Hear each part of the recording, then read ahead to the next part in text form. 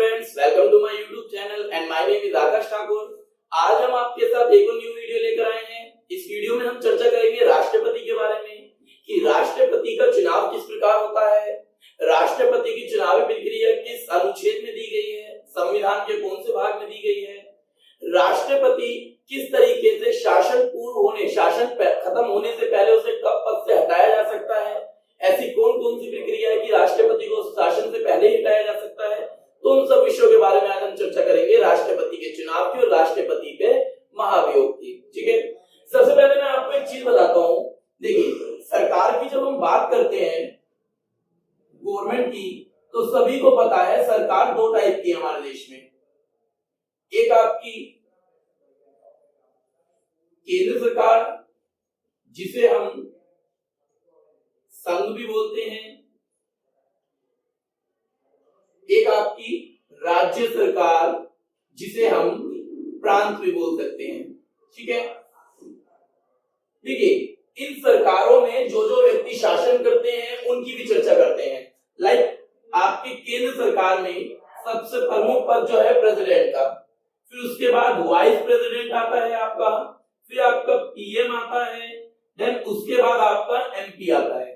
ठीक है, उसी प्रकार राज्य में आपके एलजी या जी लेफ्टिनेंट गवर्नर या गवर्नर आता है आपका, फिर आपका मुख्यमंत्री आता है सीएम, देन उसके मंत्री आते हैं एमएलए। ठीक है, तो इस प्रकार आप देखते हैं कि सरकार दो टाइप की है और उनमें शामिल पद कौन कौन से हैं। केंद्र में आपके प्रेसिडेंट, वाइस प्रेसिडेंट, पीएम और एमपी होते हैं, देन राज्य में आपके एलजी, जी, सीएम और एमएलए होते हैं। ठीक है, फिर एक चर्चा और करते हैं दोस्तों कि कार्यपालिका क्या है, कार्यपालिका आखिर करती क्या है। ठीक है, उससे पहले आपको मैं सरकार के 3 अंग बताता हूँ। देखिए, आपने सरकार के टाइप देख ली, गवर्नमेंट क्या है। अब मैं आपको सरकार के 3 अंगों की बात करता हूँ। यहां हम लिख देते हैं गवर्नमेंट के अंग, जिसमें सबसे पहले आने वाला अंग है आपका विधायिका। शॉर्ट में बताएंगे अभी, हालांकि इनके ऊपर भी मैं एक वीडियो डालूंगा, आप देखिएगा, लेकिन अभी फिलहाल हम शॉर्ट में लेके चलेंगे नहीं। विधायिका, फिर आता है आपका कार्यपालिका, देन लास्ट एंड फाइनल आता है आपका न्यायपालिका। ठीक है, तो ये 3 है। अब हम कह सकते हैं विधायिका क्या करता है, कार्यपालिका क्या करता है या न्यायपालिका करता है। शॉर्ट में चर्चा करेंगे। अभी फिलहाल हम विधायिका जो होती है, विधायिका वो कानून बनाती है। कानून बनाने का काम किसका है? कानून बनाने का काम आपके विधायिका का है। देखिए, कानून बन गया, उस कानून को लागू करने का काम किसका है? तो लागू कानून जब तक नहीं होता हमारे देश में, जब तक राष्ट्रपति के हस्ताक्षर नहीं हो जाते।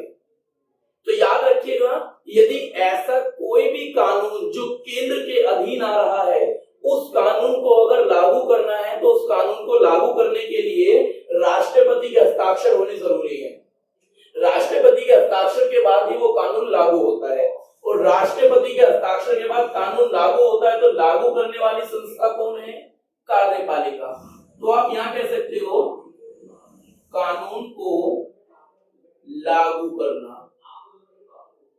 ठीक है, देन यदि ऐसा होता है कि कोई कानून बन जाए और वो कानून किसी अन्य कानून को नुकसान पहुंचा रहा हो, या वही कानून हमारे मौलिक अधिकार को नुकसान पहुंचा रहा हो, लाइक कोई ऐसा कानून बन जाए जो संवैधानिक रूप से सही नहीं है, तो उस कानून को रद्द करने का काम किसका है, या कानून की जांच करने का काम किसका है? तो न्यायपालिका का।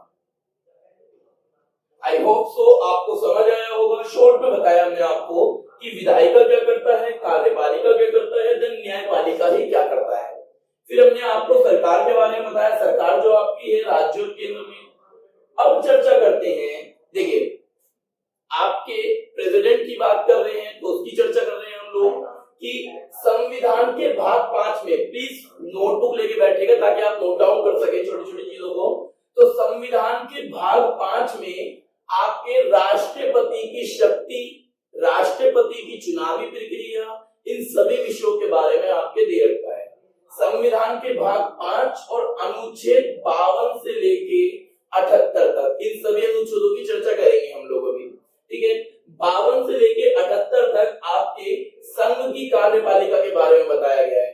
तो अगर कोई आपके एग्जाम में कोई क्वेश्चन आए कि संघ कार्यपालिका का वर्णन किस अनुच्छेद में किया गया है, तो आप बता सकते हो आर्टिकल 52 से आपके 78 तक। फिर अगर कोई आपसे कहे कि संघ कार्यपालिका के बारे में संविधान के किस भाग में दे रखा है, तो भाग 5 में। ठीक है, आई होप सो आपको क्लियर हो रहा होगा। फिर चर्चा करते हैं कि संघ की कार्यपालिका में किन किन पदों को शामिल किया जाता है। संघ कार्यपालिका है, केंद्र की कार्यपालिका है। तो मैंने अभी आपको कुछ केंद्र सरकार के पद बताए, प्रेसिडेंट, वाइस प्रेसिडेंट, पीएम और एमपी, वही आपके संघ की कार्यपालिका में भी शामिल होते हैं। जैसे संघ की कार्यपालिका में राष्ट्रपति शामिल होता है, उपराष्ट्रपति, प्रधानमंत्री, उसका मंत्रिमंडल और महान न्यायवादी शामिल होते हैं। तो ये 5 व्यक्ति हैं जो संघ की कार्यपालिका में आपके शामिल किए जाते हैं। ठीक है, सो आई होप आपको क्लियर हुआ होगा कि संविधान के कौन से भाग में चुनावी प्रक्रिया के बारे में दे रखा है या राष्ट्रपति के बारे में दे रखा है, ये सब चीजें। फिर गवर्नमेंट के कुछ अंग बताए शॉर्ट में आपको, देन गवर्नमेंट के जो पद है उनके बारे में। अब हम चर्चा करेंगे कि राष्ट्रपति का चुनाव कैसे होता है, राष्ट्रपति के चुनाव के लिए क्या क्या योग्यताएं चाहिए और राष्ट्रपति आपके कैसे कार्य करता है। ठीक है दोस्तों, स्टार्ट करते हैं। दोस्तों चर्चा करते हैं आपके राष्ट्रपति के चुनाव की, और राष्ट्रपति की चुनाव के लिए क्या क्या उम्मीदवार को क्या क्या योग्यताएं चाहिए होती हैं, उसके बारे में चर्चा करते हैं। पहले बात करते हैं क्या क्या योग्यताएं चाहिए। तो राष्ट्रपति पद के लिए सबसे पहली जो योग्यता चाहिए वो योग्यता है कि वो भारत का नागरिक होना चाहिए। याद रखना, कोई भी अगर राष्ट्रपति उम्मीदवारी के लिए अगर कोई व्यक्ति अपना नामांकन करता है, तो उसका सबसे पहला जो आपकी योग्यता है वो है कि वो भारत का नागरिक होना चाहिए। सेकंड, 35 वर्ष अपनी आयु पूर्ण कर चुका हो। तो एग्जाम में कई बार क्वेश्चन आते हैं कि राष्ट्रपति उम्मीदवार के लिए किसी भी व्यक्ति, कोई अगर राष्ट्रपति उम्मीदवार के लिए खड़ा होता है तो उसकी आपकी आयु कितनी होनी चाहिए। तो सभी को पता होना चाहिए 35 वर्ष प्लस हो चुका व्यक्ति या 35 वर्ष का व्यक्ति भी राष्ट्रपति के लिए नामांकन भर सकता है या कर सकता है। फिर उम्मीदवार जो भी खड़ा होगा, याद रखना राष्ट्रपति उम्मीदवारी के लिए जो भी व्यक्ति खड़ा होगा, कम से कम 50 सदस्य उसके प्रस्तावक के लिए नाम के लिए मंजूर होने चाहिए। यदि 50 सदस्य नामांकन के लिए मंजूर नहीं है तो वो राष्ट्रपति की योग्यता के लिए आगे नहीं जा सकता। तो कम से कम उम्मीदवार के लिए 50 सदस्य मंजूर होने चाहिए कि हाँ हम इसको राष्ट्रपति उम्मीदवार के लिए देख सकते हैं। लास्ट, कि भीषण अपराध के लिए जेल न गया हो। यदि कोई व्यक्ति राष्ट्रपति उम्मीदवारी के लिए खड़ा होता है तो वे व्यक्ति क्या है, वे व्यक्ति अगर किसी तरीके का कोई भीषण अपराध नहीं किया गया होगा तो वे राष्ट्रपति उम्मीदवारी के लिए खड़ा हो सकता है। यदि कोई भीषण अपराध लाइक देशद्रोह या फिर अन्य कोई भी व्यवस्था हो सकती है, तो ऐसी कंडीशन में क्या है, राष्ट्रपति उम्मीदवारी के लिए वो नाम आगे नहीं भेज सकता। ठीक है, तो भीषण अपराध ना किया गया हो। इसके अलावा एक और योग्यता है कि किसी भी लाभ के पद पर नहीं होना चाहिए। लाइक वो लोकसभा राज्यसभा का सदस्य अगर है तो उसे पहले त्याग पत्र देकर फिर राष्ट्रपति उम्मीदवारी के लिए वो अपना नामांकन आगे करता है। अब बात करते हैं कि राष्ट्रपति का चुनाव कैसे होता है। दोस्तों राष्ट्रपति के जब हम चुनाव की बात करते हैं तो उसमें संसद के दोनों सदन आते हैं। आप सभी को पता है संसद के हमारे 2 सदन है पार्लियामेंट के, लोकसभा और राज्यसभा।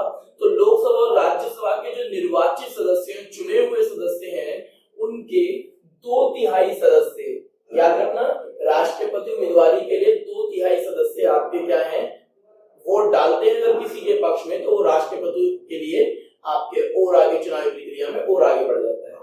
फिर बात करते हैं विधानसभा के निर्वाचित सदस्य। तो याद रखना राष्ट्रपति उम्मीदवार के लिए 2 प्रक्रिया जरूरी है। चुनाव कैसे होता है, सबसे पहले आपके कि दोनों ही सभा से, लोकसभा और राज्यसभा से 2/3 बहुमत से उसे बहुमत मिलना चाहिए। उसके बाद आधे राज्यों के एमएलए या विधानसभा के जो हमारे राज्यों के एमएलए हैं वो भी इसमें मतदान करते हैं।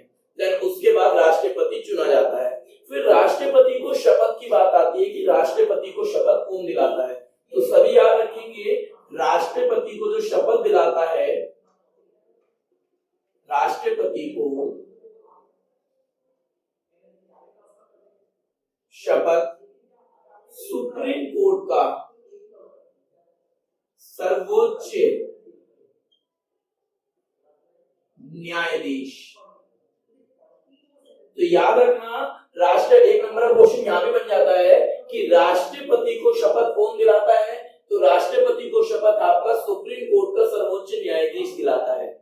तो आई होप आपको क्लियर हुआ होगा। पहले हमने डिस्कस किया संघ की कार्यपालिका के बारे में, फिर हमने डिस्कस किया कि राष्ट्रपति की उम्मीदवारी के लिए क्या क्या योग्यताएं चाहिए, फिर हमने डिस्कस किया कि राष्ट्रपति का आपका चुनाव किस प्रकार होता है और उसको शपथ कौन दिलाता है।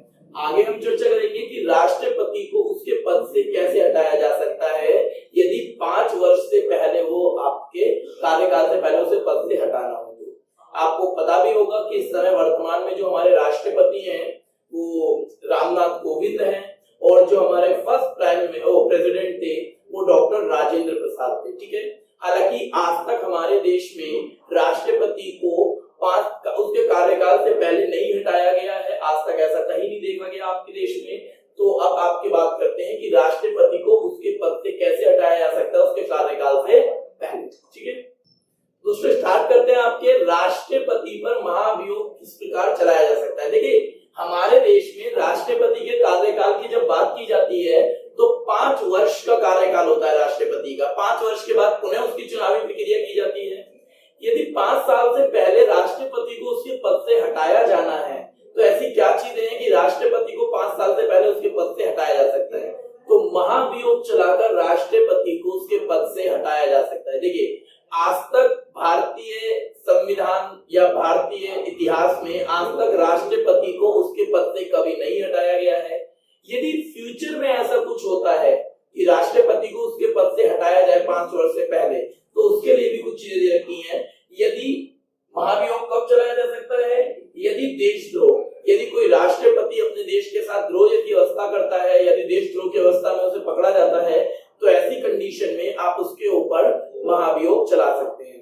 तो याद रखिएगा, एक बात आपको क्लियर कर देते हैं कि जब कभी राष्ट्रपति के ऊपर महाभियोग चलाया जाता है तो वो संसद के किसी भी सदन में चलाया जा सकता है, लोकसभा में भी और राज्यसभा में भी। फिर आपको एक चर्चा का विषय और पता होना चाहिए कि जब भी राष्ट्रपति के ऊपर महाभियोग चलाया जाता है तो राष्ट्रपति को 14 दिन पहले उसको सूचित कर दिया जाता है कि आपके ऊपर इस विषय को लेकर आपके ऊपर महाभियोग चलाया जाना है। ठीक है, तो ये भी बात आपको क्लियर होनी चाहिए। देशद्रोह की अवस्था में राष्ट्रपति पर महाभियोग चलाया जा सकता है और संविधान के उल्लंघन की, यदि वो संविधान में लिखित जो भी चीजें हैं यदि उनके अनुसार नहीं चलता है, नियम कायदे के अनुसार, और वो अपनी तरीके से शासन को चलाने का प्रयास करता है या संविधान के नियम कायदे कानून के अकॉर्डिंग नहीं चलता, तो ऐसी कंडीशन में भी उसके ऊपर महाभियोग चलाया जा सकता है। तो दोस्तों याद रखेंगे महाभियोग चलाने के 2 पॉइंट, 2 पहलू। फिर बात करते हैं महाभियोग राष्ट्रपति पर किस तरीके से और कैसे कैसे चलाया जा सकता है। जिस तरीके से आपने राष्ट्रपति को चुना है वही प्रक्रिया है आपके राष्ट्रपति को उसके पद से हटाने की। हमने आपको बताया कि राष्ट्रपति को चुनने की प्रक्रिया क्या है कि संसद के दोनों सदनों के 2/3 बहुमत प्लस आधे राज्यों या राज्यों विधानसभाओं के सदस्य शामिल होते हैं। वैसे ही आपके संसद के दोनों सदनों के सदस्य प्लस राज्य की विधानसभा के सदस्य, ये दोनों ही व्यक्ति राष्ट्रपति के महाभियोग में भी शामिल किए जाते हैं। ठीक है, फिर जैसे मैंने आपको चर्चा में बताया कि 14 दिन पहले, याद रखेंगे 14 दिन पहले राष्ट्रपति को सूचित कर दिया जाता है उसके ऊपर महाभियोग के लिए। तो याद रखेंगे 14 दिन पहले ही राष्ट्रपति को सूचित कर दिया जाता है कि उसके ऊपर महाभियोग इस विषय के ऊपर चल रहा है। फिर महाभियोग सबसे पहले संसद के किसी भी सदन में पेश हो सकता है, शुरू लोकसभा में भी, आपके राज्यसभा में भी महाभियोग चलाए जाने के ऊपर रीजन। ठीक है, आई होप सो आपको क्लियर हुआ होगा कि राष्ट्रपति के शासन की प्रक्रिया के बारे में भारतीय संविधान के किस भाग में रखा है, संघ की कार्यपालिका में कौन कौन शामिल होता है, किस अनुच्छेद में है, राष्ट्रपति के चुनाव के लिए क्या क्या योग्यताएं चाहिए, राष्ट्रपति का चुनाव कैसे हो सकता है, देन राष्ट्रपति के ऊपर महाभियोग कब चलाया जा सकता है, कौन सी स्थिति में, ये सारी चीजें